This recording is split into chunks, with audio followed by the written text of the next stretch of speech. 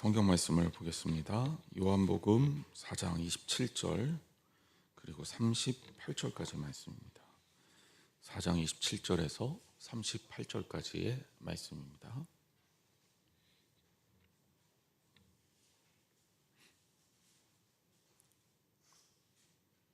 이때 제자들이 돌아와서 예수께서 여자와 말씀하시는 것을 이상히 여겼으나 무엇을 구하시나이까? 어찌하여 그와 말씀하시나이까? 묻는 자가 없더라. 여자가 물동이를 버려두고 동네로 들어가서 사람들에게 이르되 내가 행한 모든 일을 내게 말한 사람을 와서 보라. 이는 그리스도가 아니냐 하니 그들이 동네에서 나와 예수께로 오더라. 그 사이에 제자들이 청하여 이르되 랍비여 잡수소서. 이르시되 내게는 너희가 알지 못하는 먹을 양식이 있느니라. 제자들이 서로 말하되 누가 잡수실 것을 갖다 드렸는가 하니 예수께서 이르시되 나의 양식은 나를 보내신 이의 뜻을 행하며 그의 일을 온전히 이루는 것이니라. 너희는 넉 달이 지나야 추수할 때가 이르겠다 하지 아니하느냐? 그러나 나는 너희에게 이르노니 너희 눈을 들어 밭을 보라. 희어져 추수하게 되었더라. 거두는 자가 이미 삭도 받고 영생에 이르는 열매를 모으나니 이는 뿌리는 자와 거두는 자가 함께 즐거워하게 하려 함이라. 그런즉 한 사람이 심고 다른 사람이 거둔다 하는 말이 옳도다. 내가 너희로 노력하지 아니한 것을 거두러 보내었노니 다른 사람들은 노력하였고 너희는 그들이 노력한 것에 참여하였느니라. 아멘. 자, 이 여인이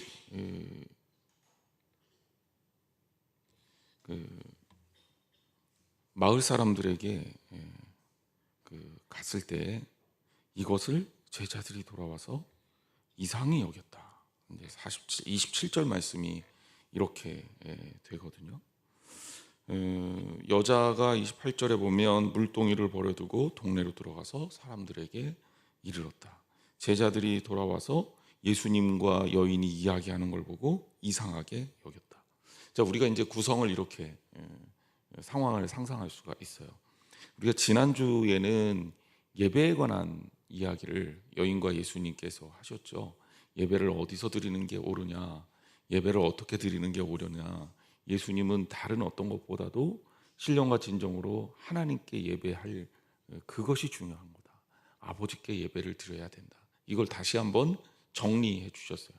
그러니까 예배의 장소가 어디냐, 예배의 형식이 어떠냐, 예배가 어떻게 된 거냐, 이런 이야기 자체가 무의미하다. 예배의 핵심은 우리 하나님 아버지께 드리는 것이다. 이렇게 이제 정리를 하고, 여인이 바로 예수님이 바로 정말 새로운 사람. 그러니까 26절에 보면 우리가 지난주에 내가 말하는 내가 그라 하시니라, 이렇게 이제 예수님께서 딱 결론을 내리셨죠. 이 결론을 내리신 이후에 제자들이 이제 돌아왔어요. 그러니까 제자들은 뭐 하러 갔었죠? 음식을 구하러 갔었잖아요. 음식을 구하러 갔던 제자들이 돌아와서 봤더니 예수님이 여자와 말씀하시는 상황이 된 거예요. 이상하죠. 이 상황이 이상하단 말이에요. 그래서 이상히 여겼다. 그러나 어찌하여 그 여자와 말씀하십니까? 라고 묻는 사람이 없었다. 일단은 이해할 수 없는 상황이 벌어졌지만 유대인의 전통에 따르면 선생님이 랍비가 여자들과 공적으로 대화하는 것이나 가르치는 것이 금지되어 있었고, 더구나 이 여인은 어떤 여인이에요? 사마리아 여인이란 말입니다. 그러니까 제자들의 입장에서 예수님의 이 행동에 대해서 굉장히 생각하기가 어려운 상황이었다. 그러니까 유대인의 전통에 굉장히 도전하는 예수님의 모습이 낯선 일이고 이상한 일이지만 제자들이 여기에 대해서 함부로 물어볼 수가 없었다라는 그런 얘기예요. 그런데 이제 상황이 계속됩니다. 28절에 보면 여자가 물동이를 버려두고 어디를 갔느냐? 동네로 들어가서 사람들에게 말합니다. 여기 물동이를 버려두었다. 이 의미를 성경에 기록한 이유가 뭘까요? 여러분 생각에는 물을 기르러 갔던 이 여인이 물동이까지 버려두고 왜 마을로 돌아갔겠습니까? 물동이가 상징하는 것이 있죠. 첫 번째는 뭐냐? 굉장히 급하게 갔다는 거예요. 굉장히 급하게 갔다. 지금 이 상황에 대해서 이 여인은 굉장히 급박성을 가지고 이야기를 전하고 있다는 거예요. 두 번째는 뭐냐? 물동이를 두고 왔으니 이 여인은 돌아옵니까? 안 돌아옵니까? 예? 돌아오죠. 예, 안자를 제가 잘못 들었나 봐요. 돌아오는 겁니다. 예, 안 돌아오는 게 아니라 돌아오는 거예요. 물동이가 상징하는 의미가 이 두 가지 의미를 가지고 있어요. 이 여인은 반드시 돌아올 거다. 왜 돌아오겠습니까? 예수님이 내가 곧 그라 그런 여인의 마음에 뭔가 진짜 이런 느낌이라고 하면 좀 그럴까요? 공자가 그랬어요. 돌을 깨우치면 내가 밥을 안 먹어도 좋다. 실제로 밥을 안 먹지는 않았겠지만 돌을 깨닫는 것이 그에게 그만큼 중요한 일이다라는 것이라는 얘기겠죠. 그럼 이 얘기는 그러면 무슨 얘기를 하는 거냐면 이 여인은 이 순간에 예수 그리스도에 대해서 확실한 깨달음을 얻은 거예요. 의심할 수 없는. 그가 바로 우리가 기다리던 그 메시아라는 것을 확신하고 이 여인은 알리러 간 거예요. 동네에. 자, 이게 되게 재미있는 장면인데 이 여인은요. 왜 우리가 이제 이 여인이 온 시간을 6시로 보는데 이 6시를 히브리 시간으로 보면 낮 12시고 로마식 시간으로 보면 저녁 6시라 그랬잖아요. 그 낮 12시로 보는 견해가 일반적이다라고 했을 때 왜 이 저녁 12시 아니 낮 12시에 이 여인이 물을 길러 이곳에 왔을까? 그렇죠. 사람 없는 거 피해서 온 거거든요. 사람 없는 거 피해서 갔는데 마을로 들어가서 이 여인이 한 일이 뭐예요? 사람을 만나러 갔어요. 그러니까 돌아올 때랑 그리고 예수님과 헤어질 때랑 완전히 상황이 바뀐 거예요. 그러니까 이 여인은 지금 그 동네로 들어갔다라는 이 단어 자체가 주는 의미가 이 여인은 여태까지 이 동네 공동체하고는 완전히 겉도는 사람이었단 말이에요. 그리고 사람들로부터도 이격되어 있었고 자기 삶에 대해서도 나름대로 만족하지 않은, 어떻게 보면 결혼 생활에 완전히 실패해서 혼자 살고 있든지 아니면 남편 같지 않은 남자와 6번째 가정을 이루고 살고 있다. 그 사람의 삶을 생각해 보세요. 이 여인의 나이가 몇 살이나 됐을까요? 이 여인이 많지 않았을 거예요. 그죠? 그 많지 않은 사이에 남자가 6번째다. 그러면 말 다 했잖아요. 그런 삶을 살고 있으면서 동네 사람들과 섞이지 않던 이 여인이 동네로 들어가서 사람들에게 말하기 시작합니다. 이게 놀라운 반전이 아닐 수 없어요. 그냥 흘러가는 대로 우리가 성경을 읽히는 대로 읽다 보면 그냥 넘어가는 구절이지만 사실은 이게 이 여인의 입장에서 보면 역사적인 날이란 말이에요. 내 인생에서 최고의 날, 내 인생 최고의 급변의 날, 사람들하고 완전히 떨어져서 독립적으로 어떻게 보면 겉도는 삶을 살다가 처음으로 사람들에게 이 여인이 다가가는 거예요.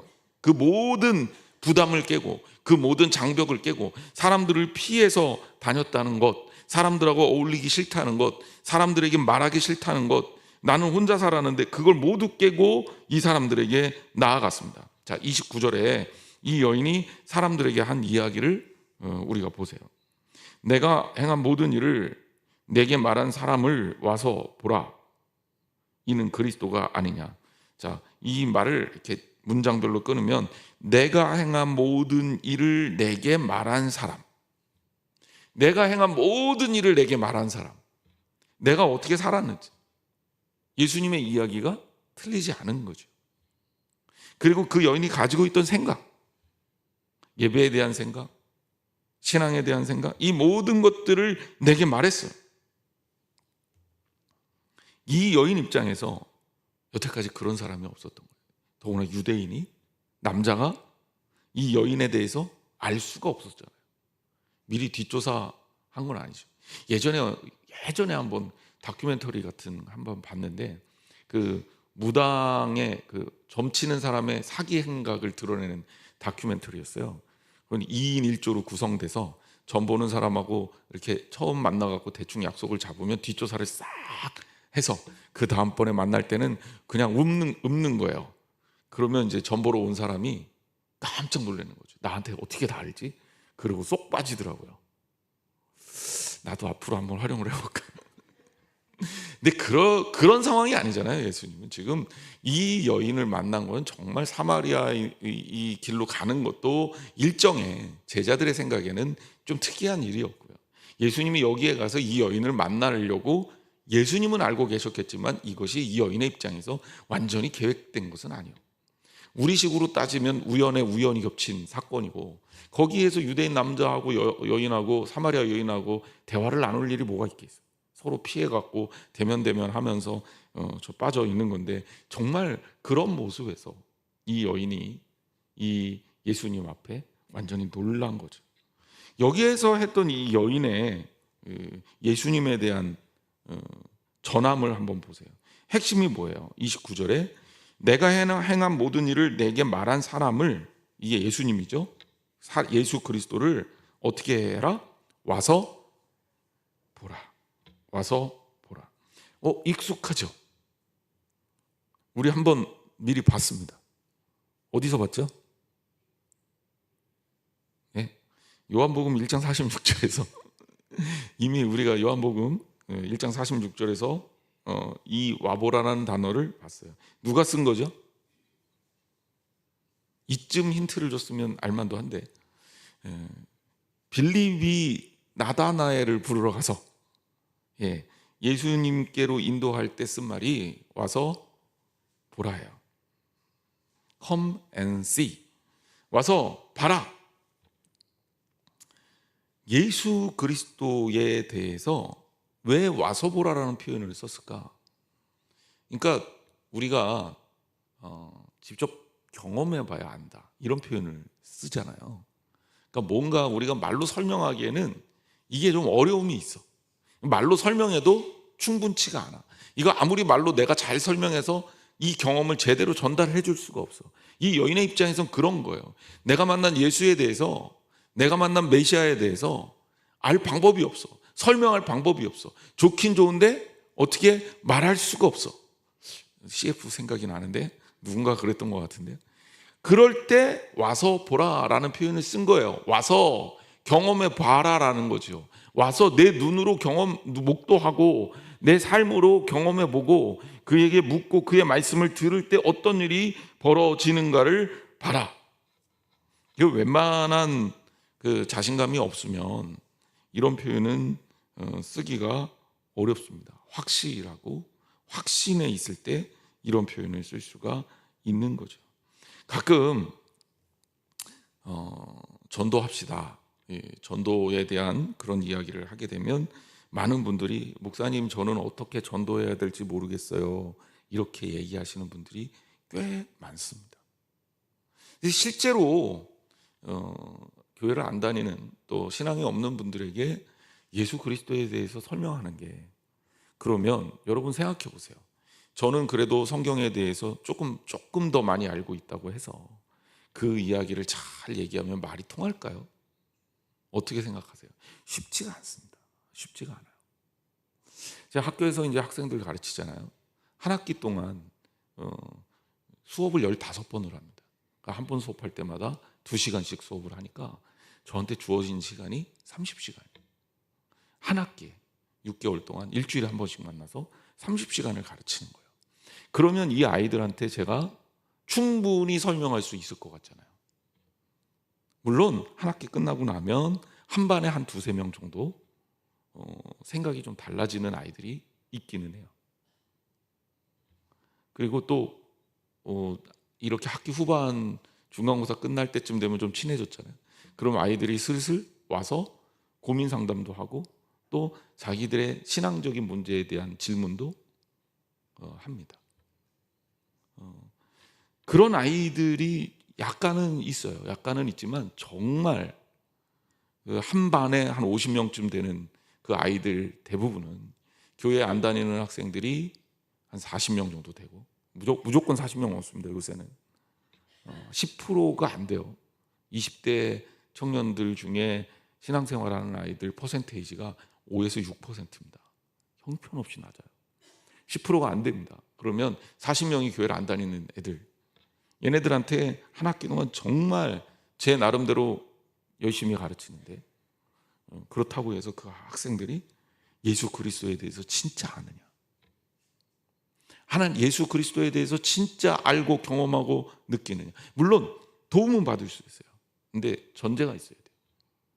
도움은 받을 수 있지만 예수 그리스도를 만나는 것보다 더 강하지 않아요. 어떤 것보다 더 가치 있지 않아요. 여러분 어떻습니까? 우리가 어떤 것에 대해서 이야기를 아무리 들어요. 그래도 우리는 어때요? 뭐 예를 들자면 맛있는 식당이 있다고 생각해봐요. 그러면 여러분들이 가서 야 거기 맛있대. 그럼 다른 사람한테 가서 야 거기 진짜 맛있댄다 라고 얘기하는 거랑 내가 가서 직접 먹어보고 경험하는 거랑 그리고 다른 사람한테 설명하는 거랑 다르잖아요. 그죠? 그러니까 예수 그리스도에 대한 신앙이라는 것도 핵심적으로 얘기를 하면 결국은 그 사람과 사람이 사람 대 사람으로 만나서 하나님의 은혜 가운데 이 사람이 하나님을 경험할 수 있을 때 신앙적인 뿌리가 생기는 겁니다. 그러니까 전도라는 게 그런 거예요. 신앙생활을 해야 됩니다. 교회 오셔야 됩니다. 그냥 예수님이 좋은 분입니다 라고 얘기하는 것만 해갖고는 절대 변화가 일어나지 않아요. 실제로 예수 그리스도를 만나야 됩니다. 예수 그리스도를 경험하고 말씀을 통해 예수 그리스도께 접근이 돼야 돼요. 그래서 내 마음에 그리스도 예수를 믿는 마음이 생겨나야 됩니다. 그렇기 때문에 전도의 가장 좋은 방법은 여러분들이 다 설명할 필요가 없어요. 왜냐하면 여러분들이 다 설명할 때 힘들 수밖에 없고, 물론 개략적인 설명은 가능하지만 예수님 믿고 이래서 좋아 이 정도까지는 얘기할 수 있지만 그 복잡한 질문에 대해서 여러분들이 다 대답할 수 있는 그런 어려움이 있단 말이에요. 그럴 때 여러분들이 가장 할 수 있는 가장 좋은 전도 방법은 와서 하나님을 경험하는 겁니다. 그럼 그 경험을 어떻게 하는 거냐? 물론 예수님을 만나러 왔다 그래서 모든 사람이 다 변화되냐? 그건 아니에요. 뭐 만나는 사람도 있고 못 만나는 사람도 있고, 우리가 뭐 제자를 불렀던 우리가 지난 시간에도 그 주일에 예수님이 제자를 부르신 장면을 봤지만 거기에 고기 잡던 어부들이 베드로와 야고보와 요한만 있었냐? 그건 아니거든요. 다른 사람들도 있었지만 실제로 예수님의 제자가 된 사람은 그 당시에 그 자리에서 3명밖에 없었고, 수많은 사람들이 말씀을 들었지만 자기의 모든 것을 버리고 예수 그리스도를 따랐던 이는 그렇게 3명밖에 없었단 말이에요. 그러니까 물론 다 와서 다 예수님의 제자가 되고 변화를 받겠냐? 물론 그것은 아니지만 그럼에도 불구하고 와서 경험하고 예수 그리스도를 만나는 순간 여러분 그 상황에 하나님이 만나 주신 것보다 더 강력한 것은 없습니다. 하나님 나라의 초청으로 이 여인이 와서 보라라고 초청하는 이 장면 자체가 굉장히 강력한 거예요. 그래서 여러분들도 전도 어렵게 하실 필요가 없다. 한 번만 시간 내서 나랑 같이 교회 한번 가보자. 그리고 그 자리에 성령님이 붙들어 주시면 역사가 일어나는 거고, 그렇지 않으면 이제 그 다음 기회에 뭐 이렇게 될 수도 있는 거지만 거기에 대해서 내가 무조건 다 된다 이렇게 생각하지 말고 우리는 첫 번째로 그 사람을 하나님과의 만남으로 이끌어주는 가교 역할을 첫 번째로 하는 게 그게 가장 전도의 핵심적인 것이다. 그래서 여러분들이 이 부분에 있어서 두려워하지 말아야 돼요. 나 잘 몰라요. 나 말주변이 없어요. 나 능력이 없어요. 나는 사람들하고 그렇게 친하지 않아요. 이 여인도 나가서 동네 사람들에게 이야기를 하잖아요. 피해 다니던 사람이. 그러니까 할 수 있는 거예요. 주님이 하시면. 자, 그때 이 여인이 한 이야기가 뭐냐? 딱 이것만 얘기했어요. 와서 보라, 이는 그리스도가 아니냐. 그리스도가 아니냐, 이 아니냐라는 단어가 되게 좀 재미있는 표현입니다. 그 헬라어 메티거든요. 아니냐 이렇게. 그런데 이 이야기는 그리스도가 아니냐, 그리스도가 아니다 이렇게 끝나면 안 되는 거예요. 예?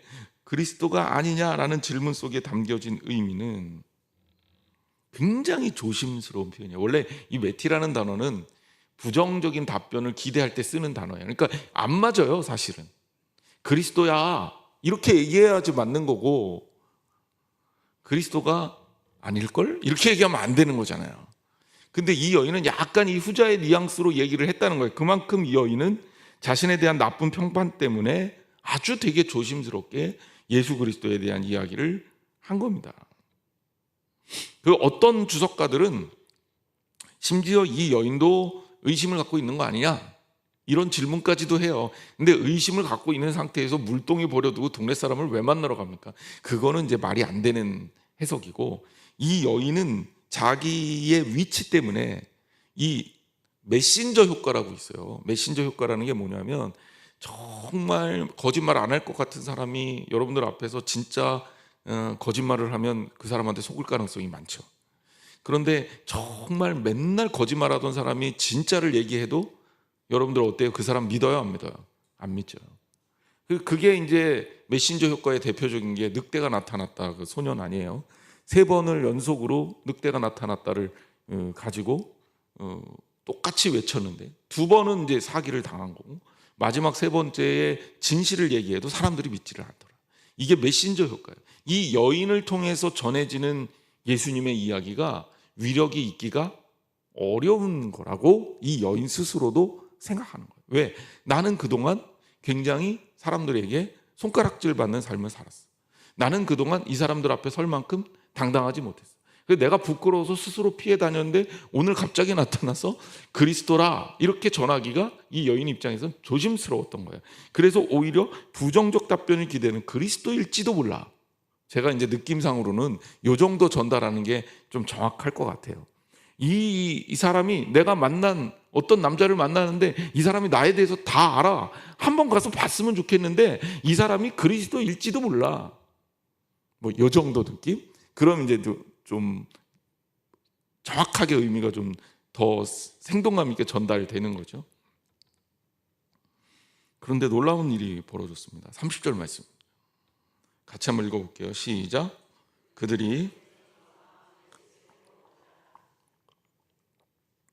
사람들이 얼만큼 나왔는지는 알 수가 없어요. 그런데 일단 이 상황 속에서는 한두 사람만 예수님께 오더라도 정말 놀라운 일입니다. 왜? 첫 번째, 예수님 유대인이고, 두 번째, 이 여인의 삶을 돌아보면 이 여인의 말을 믿고 나오기가 쉽지가 않은 거예요. 그런데 정확하게 얼마나 올 수는 없지만 대부분 사람들은, 꽤 많은 사람이 그래도 예수님께 온 것이다 라고 이 본문을 해석하고 있습니다. 정황상 그렇죠. 상황상.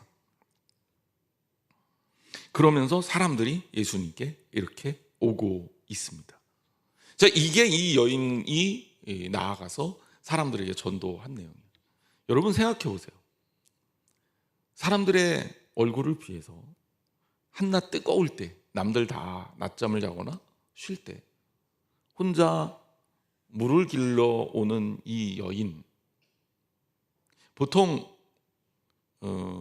여인들이요 거의 같은 시간에 물을 길러 오거나 동네 빨래하러 오거나 그러잖아요. 우리나라 옛날에도 그랬잖아요, 그죠? 그러면 이 안에서 뭐가 형성이 되냐면 거의 여론 형성이 다 되고, 또 이렇게 수다 떨면서 스트레스도 풀리고 다 그런단 말이죠. 오늘날의 상황하고 좀 다르게 예전에는 거의 그런 거예요. 그래서 우물가에서 빨래터에서 있었던 일들이 하여튼간 동네 소문은 거기서 다 난다. 예. 제가 읽어본 뭐 고전 소설이나 이런 거 보면 다 그렇게 되어 있습니다. 그러니까 여기는 사람들의 교류 장소예요. 우물가나 빨래터나 뭐 같은 거죠. 그런데 그 교류 장소에 한낮에 나오면서 이 여인은 사람들을 피해서 왔고, 그러니까 사람들과 어울리기 싫다는 거 아니에요. 혼자고. 그리고 여인은 혼자고요. 예수님도 이렇게 지나시다가 이제 이 여인 때문에 오시기는 했지만, 사실 그 나그네가 한낮에 지쳐서 우물가에 쉬는 일은 그냥 뭐 평범한 일입니다. 이 여인과의 아주 특이한 기적이 일어났고, 예수님이 이 여인에게 말을 걸어요. 유대인이 이 여인에게 말을 걸어서 사마리아인인 여인에게 물을 달라고 하면서 시작됐던 대화가 결국 무엇이 신앙적 본질인지, 그리고 이 여인의 상태, 이 여인의 문제를 인지하게 해주고, 결국 예배를 어디서 드려야 되는지, 그리고 정말 우리에게 필요한 메시아가 어떤 분인지, 그 메시아가 지금 누구인지, 이런 이야기까지 시간이 다 진행이 된 거예요. 그리고 이 여인은 마을로 사람들에게 예수님을 만났다는 이야기를 하러 내려갔어요. 그리고 나서 거기에서 이 여인은 그런 일들을 하고, 그리고 이제 제자들이 원래 어디 갔었죠? 먹을 것을 구하러 갔었다가 제자들이 어떻게 한 겁니까? 돌아온 거죠. 돌아와서 이제 먹을 것을 우리 예수님께 이제 내어 드리면서 31절 말씀에 제자들과 예수님의 대화가 시작이 됩니다. 그리고 38절까지 이어지는 거예요. 자, 그 사이에 제자들이 청하여 이르되 랍비여 잡수소서. 자, 이 사이라는 단어는 시간과 공간이 어느 정도 있었다. 그러니까 사마리아 동네 사람들이 몰려오고 있는 것, 그리고 그 사이에 예수님께 음식 드실 것을 요청한 것, 뭐 이런 상황을 지금 함축적으로 이 상황에, 이 말에 담겨 있는 거죠. 제자들은 랍비라는 표현을 썼는데, 랍비라는 표현이 원래 구약 시대에서는 주인에 대해서 쓸 때, 혹은 율법 선생을 향해서 쓸 때 이렇게 적용이 됐지만, 신약으로 넘어오면서 이 말이 조금 사용 쓰임새가 조금 달라져서 이 랍비라는 표현은 그 존칭, 또 단순 존칭, 그러니까 좀 높은 사람들, 또 선생님들을 나에게 가르침을 주는 선생님들, 이런 사람들에게 이 랍비라는 존칭이 그냥 일상적으로 쓰였다. 예를 들면 우리도 그러잖아요. 우리가 선생이라는 말을 쓸 때는 선생님이라는 말을 쓸 때는 그 학교에서 주로 뭐 선생님이라는 표현을 쓰잖아요. 그런데 요새 그 아무것도 가르쳐 본 경험이 없는 분들한테도 일상적으로 쓸 때는 이 선생님, 뭐 이렇게 박 선생님, 이렇게 일반적으로 쓰잖아요. 그렇죠? 그런 의미로 이 랍비라는 표현이 쓰였다라고 이제 성경 연구가들은 얘기하고 있는 겁니다. 그러니까 랍비가 꼭 예수님이 선생이기 때문에 불리었다기보다는 예수 그리스도를 그 당시에 어느 정도의 권위를 가진 가르치는 자로 보고, 그리고 설명을 한 것이다. 당시 사람들이 예수님을 어떻게 보고 있는지, 권위 있는 어떤 가르침을 베푸시는 분이다. 그러니까 직업적이나 공적인 의미에서의 랍비, 이런 의미가 아니라 이제 그런 정도로 인지하고 있었다라는 걸 보여주고 있는 거죠. 자, 32절 말씀에 예수님께서 말씀하시는데, 내게는 너희가 알지 못하는 먹을 양식이 있느니라. 참 이게 이제 또 예수님의 어법 중에 제자들과의 대화에서 이 여인과의 대화에 2차전 같은 느낌을 줘요. 여인은 물에 대한 이야기로 시작을 했는데, 예수님은 제자들에게 양식, 먹을 것에 대한 이야기로 시작하고 있습니다. 원래는 여기 쓰인 양식이라는 단어가 브로시스라는 헬라어예요. 원래 양식은 브로마라는 뜻으로 쓰이는데, 이 브로시스하고 브로마는 의미가 살짝 달라요. 원래 브로시스는 양식이라는 그 자체보다는 먹는 행위와 각 과정, 뭐 이거를 뜻하는 단어입니다. 근데 이제 요한이라는 이 요한복음을 쓸 때 요한이 그 같은 단어를 반복해서 쓰는 걸 별로 안 좋아했어요. 요한복음 전체적으로 보면. 그래서 살짝 단어를 바꿔서 비슷한 의미로 맥락에 배치를 해놓습니다. 그래서 이 34절에 보면 나의 양식은 할 때는 브로마라는 단어를 썼는데, 이 32절에 양식이 있다라고 할 때 여기는 브로시스라는 단어를 쓰게 됩니다. 그러니까 우리는 그냥 이렇게 양식으로 해석해도, 먹을 것 이 정도로 해석해도 크게 문제는 없는 상황입니다. 단어가 다릅니다. 그런데 예수님이 이렇게 이야기를 하니까 제자들이 알아들어요? 못 알아들어요? 못 알아들어요. 33절, 제자들이 서로 말하되 누가 잡수실 것을 갖다 드렸는가 하니. 자, 이 맥락이 참 재미있는 게요, 제자들이 열심히 먹을 것을 구해왔어. 그래서 예수님께 잡수십시오 라고 먹을 걸 내어드리니까 예수님이 뭐라 그러냐면, 야, 나 먹을 거 따로 있거든, 이렇게 대답하신 거예요. 근데 나는 너희들이 모르는, 이게 중요해, 너희들이 모르는 먹을 양식이 따로 있다. 너희들이 아직까지 모르는 양식이 누구에게 있다? 나에게 있다. 그 제자들은 이 말을 듣고 뭐라고 생각해요? 그럼 중간에 아까 분명히 먹을 게 없었는데 우리가 먹을 걸 구하러 간 사이에 누가 막 먹을 거 갖다 드렸나? 이제 이런 고민을 하면서 자기들끼리 이제 서로 수근수근 하는 거예요. 야, 우리 선생님한테 누가 먹을 거 갖다 드렸나 봐. 뭐 이런 거죠.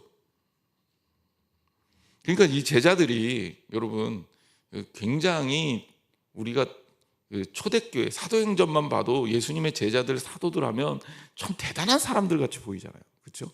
막 기적도 행하고요. 예? 말씀을 전하기 위해서 뭐 모든 것을 다 하고 교회에 모든 문제가 나타났을 때 그것들을 의논해서 해결을 하고 베드로가 또 나서갖고 또 얘기하고 야고보가 또 중재하고 이런 모습들을 보면서 야, 역시 예수님의 제자들 탁월하다. 정말 뛰어나다. 아, 우리는 그런 리더, 그런 지도자 못 되나? 뭐 정말 그런 어떤 꿈들을 갖게 되잖아요. 사실 저도 그랬었으니까. 제가 신학교에 입학할 때 교수님이 제가 누구를 제일 존경하냐 이렇게 물었어요. 그래서 제가 성경의 인물 중에 아직도 기억이 나는데 베드로를 제일 좋아합니다 라고 얘기를 했어요. 그 베드로를 왜 좋아하냐? 좀 베드로의 이렇게 바보 같은 행동한 거를 기억하고 대답한 건 아니었죠. 베드로가 그래도 좀 멋있잖아요. 그죠?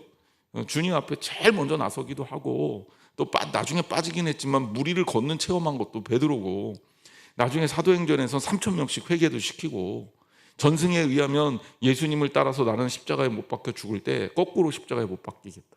그때만 해도 제가 굉장히 겁이 없었기 때문에 그런 베드로가 너무 멋있습니다. 저도 그렇게 용기 있는 크리스찬이 되고 정말 신학교에서 그런 것들을 배우고 싶습니다.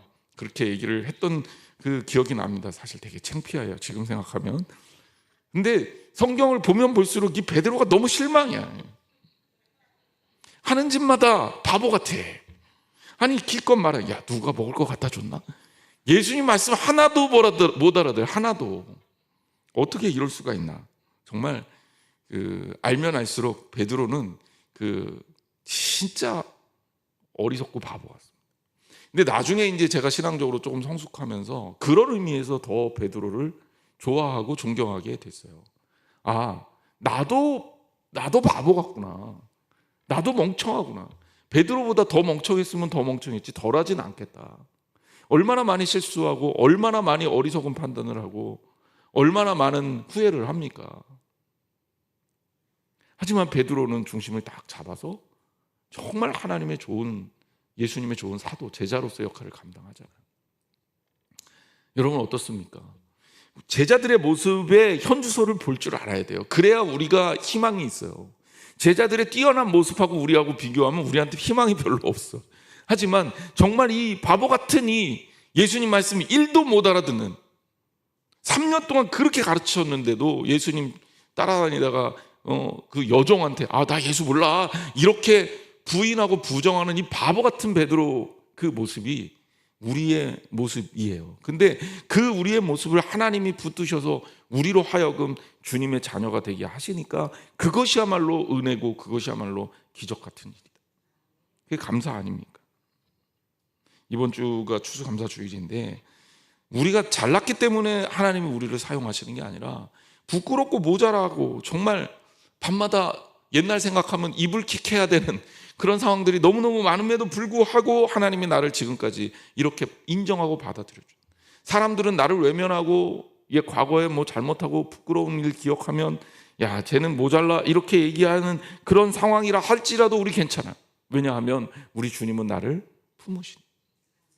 그걸 생각하면 우리가 감사하지 않을 수 없는 거죠. 자, 34절에서 예수님이 양식에 대해서 설명하십니다. 우리 같이 한번 읽어볼게요. 시작. 예수께서 이르시되 나의 양식은 나를 보내신 이의 뜻을 행하며 그의 일을 온전히 이루는 이것이니라. 아멘. 예수님의 양식이 뭐냐? 나를 보내신 이의 뜻을 행하는 것이다. 그의 일을 온전히 이루는 것이다. 예수님께서 우리에게 무엇인가를 주신다 하셨을 때 예수님께서 주시는 그 양식은 어떤 것이냐? 우리로 하여금 주님의 뜻을 따르게 하는 거다. 여기 온전히 이루다라는 이 표현도요, 헬라어로는 텔레이오라는 뜻인데요, 텔레이오라는 뜻은 예수님께서 십자가에 달려 돌아가실 때 다 이루었다라는 뜻과 그때 쓰여진 단어 텔레라는 것이 끝이에요. 끝을 냈다 이런 뜻이에요. 그러니까 주님의 양식은, 주님의 바람은, 주님의 여기에 이제 양식이라는 것이 가지고 있는 게 뭐예요? 사람에게 있어서 먹지 않으면 죽을 수밖에 없는 너무나도 소중한 그것이 뭐냐라고 했을 때 바로 예수님에게는 그것은 하나님의 뜻을 이루는 것, 그것밖에는 없었다는 거죠. 오늘 우리들도 바로 그 예수님의 양식을 나누어야 합니다. 내가 생명의 떡이다 그러면서 예수님이 떡을 떼서 성찬을 하시죠. 그 성찬의 의미가 예수님의 생명을 우리가 이어받습니다라는 의미만 있는 거냐? 이 본문에 의하면 그 의미에서 더 나아가서 하나님의 뜻에 내가 동참하겠습니다라는 사명과 결단까지도 포함한 게 결국은 우리의 성찬의식이다라고 얘기할 수 있는 겁니다. 우리에게 주시는 하나님의 이 양식을 같이 나눌 수 있어야 진짜 제자가 되는 거예요. 제자들은 모르잖아요. 지금 자기들이 구해온 양식, 예수님이 두었던 양식, 근데 예수님이 두었던 양식에 대해서 설명하셨는데도 이게 무슨 말이야? 이 제자들은 눈을 깜빡깜빡하고 있었을 거란 말이에요. 여기에 예수님의 설명이 이어집니다. 35절입니다. 너희는 넉 달이 지나야 추수할 때가 이르겠다 하지 아니하느냐? 그러나 나는 너희에게 이르노니 너희 눈을 들어 밭을 보라. 희어져 추수하게 되었도다. 참 이것도 해석이 어렵습니다. 제가 요한복음 강해를 시작하면서 준비할 때마다 조금씩 회의감이 밀려 들어오거든요. 그래서 제가 너무 어려워서 이거를 어떻게 전달해야 될까? 제가 습득하는 것도 좀 어렵고 이게 참 해석하기가 어려운 부분이 있어요. 요한복음이 참 이 복음서 중에는 가장 조금 그 내용상의 사상적 깊이가 가장 깊다라고 해도 과언이 아닌 책이기 때문에 그렇습니다. 자, 여기도 보면 지금 양식이 하나님의 뜻을 이루는 것이다 라고 예수님이 규정하셨고요. 그러면서 그 양식을 구한다라는 것은 추수하고 연결이 되는 거죠. 그렇죠? 추수를 해야 양식을 이룰 수 있다. 자, 너희는 넉 달이 지나야 추수할 때가 이르겠다 하지 아니하느냐? 자, 그러면 지금 이 상황이 어떤 상황이냐? 지금 예수님의 이 구절이 지금 어느 때냐? 보통 사마리아 지역의 추수 시기가 4월경이에요. 그러면 넉 달이 지나야 추수하겠다라는 얘기는 지금이 한 12월 정도 되는 것 아니겠느냐? 뭐 이렇게 볼 수도 있다. 그러니까 힌트가 주어지고 있는. 그러니까 아마도 그런 거죠. 씨를 뿌리고 한 넉 달쯤 지나면 추수하는 것, 혹은 지금 이 시기가 넉 달 후에 추수한다라고 일반적인 사람들의 이야기를 하는 거예요. 예수님에게 중요한 것은 그게 아니라 예수님 뭐라고 얘기합니까? 나는 너희에게 이르노니 너희 눈을 들어 밭을 보라. 희어져 추수할 때가 되었도다. 이것도 참 너무 어려워요. 지금 그러면 갑자기 추수의 시기가 앞당겨져서, 그러니까 제자들의 관점에서 이렇게 우리처럼 이성적으로 생각을 하면 밭을 딱 봤어. 그랬더니 아까까지 곡식이 안 익었는데 갑자기 다 익은 곡식이 된 거야. 그럴까요? 아니죠. 아닙니다. 그럼 여기서 희어져 추수할 때가 되었다라는 말은 무엇을 말하는 걸까요? 몇 가지 의미를 조금 해석할 수가 있는데, 모튼이라는 신학자가 재미있는 해석을 했습니다. 그건 모튼의 해석인데요. 야곱의 우물가에 앉았어요. 근데 우물가에 이 사람이 성지순례를 갔다는 거예요. 이 모튼이라는 사람이. 그래서 야곱의 우물가에 이제 알려진 데 갔대요. 그래서 거기서 이 우물가에서 앉아 있었더니 사람들이 이렇게 보이는데, 우물가로 이렇게 오는 사람들이 보이는데, 이 하얀 겉옷이 햇볕에 반사해서 이 약간 좀 빛나는 느낌을 받았다는 거죠. 그러면서 이 말씀이 떠올랐대요. 모튼이라는 사람이. 아, 여기에서 얘기하는 것은 희어져 추수할 때가 되었다라는 것은 지금 사람들을 얘기하는 거구나. 지금 둘러봐라 했을 때 그 우물가로 사람들이 예수님 말씀 들으려고 지금 오고 있는 거잖아요. 지금 사이에 일어난 거니까. 그러니까 그 사람들을 보고 예수님이 이 말씀하신 거다, 이렇게 이 모튼이라는 사람은 해석을 한 겁니다. 저는 이 해석이 뭐 꼭 맞다 틀리다 이걸 떠나서 어떤 근본적인 의미에서는 굉장히 핵심을 찌르고 있다 생각을 해요. 여기에 추수는 곡식의 추수는 아닙니다. 예수님이 희어져 추수할 때가 되었다라는 것은 곡식에 대한 추수는 아닙니다. 이것은 바로 뭐냐면 영혼에 대한 추수의 시기가 왔다라는 것을 표현한 거예요. 그러니까 왜 제자들은 예수님이 사마리아를 갔을까? 사마리아에 가서 제자들은 양식을 구하러 간 사이에 여인을 만났을까? 그리고 거기에서 제자들이 돌아왔을 때 양식을 준다 그랬을 때 내가 다른 양식을 갖고 있다고 얘기하면서 그 양식은 하나님의 뜻을 이루는 것이라고 얘기했을까? 그럼 하나님의 뜻을 이루는 것과 양식과의 관계, 그리고 이것과 영혼 구원과의 관계를 예수님이 연결하신 거죠. 이렇게 우리가 이 말씀을 보면 해석이 됩니다. 그럼 36절에 뭐라고 얘기하시냐? 거두는 자가 이미 삭도 받고 영생에 이르는 열매를 모으나니 이는 뿌리는 자와 거두는 자가 함께 즐거워하게 하려 함이라. 추수꾼이 해야 되는 임무는 열매를 거두는 거예요. 추수하는 거예요. 하지만 뿌리는 자, 거두는 자, 이 뿌리는 자는 예수 그리스도고 거두는 자는 아마 제자들일 가능성이 있죠. 이렇게 구별한다면. 그리고 그 수확의 기쁨, 하나님 나라를 함께 공감하고 많은 영혼들이 주님께로 돌아오는 그 수확의 기쁨을 모든 사람들이 함께 누릴 수 있다는 그 천국의 기쁨을 상징합니다. 여러분, 하나님 나라라는 것이 우리는 그냥 뭐 너무 살기 좋겠다, 너무 예쁘겠다, 이런 어떤 물리적인 시각에만 여러분들이 집중하는데, 사실 여러분이 제일 행복한 때가 언제예요? 여러분들이 그냥 생각해 보세요. 내 과거 인생을 돌아봤을 때 나는 언제가 제일 행복했다? 아름다운 경치를 봤을 때 행복했겠죠. 근데 그게 제일 행복했어요? 많은 사람들한테 물어보면 그런 얘기합니다. 새 생명, 즉 내 자녀들을 만났을 때, 내가 사랑하는 사람들을 만났을 때, 그때의 감격은요, 뭐 대자연의 섭리를 이렇게 보고 취했던 행복이나 감격하고는 비교가 안 돼요. 좋은 영화를 보고 좋은 음악을 들었을 때도 행복할 수 있어요. 그 세로토닌이라는 행복 유전자가 막 나온대요. 그러니까 뭐 여러분들이 뇌전달 물질이죠. 신경절단 물질이 나온대요. 그럼 이거에 행복할 수는 있어요. 하지만 그게 정말 우리의 행복의 근본이냐고. 대부분 행복은요, 관계성 속에서 나와요. 예수님이 하나님 나라가 언제 가장 하나님께서 기뻐하실까? 영혼이 구원받을 때입니다. 양을 치던 목자는 언제 가장 행복했을까? 잃어버린 양을 찾을 때예요.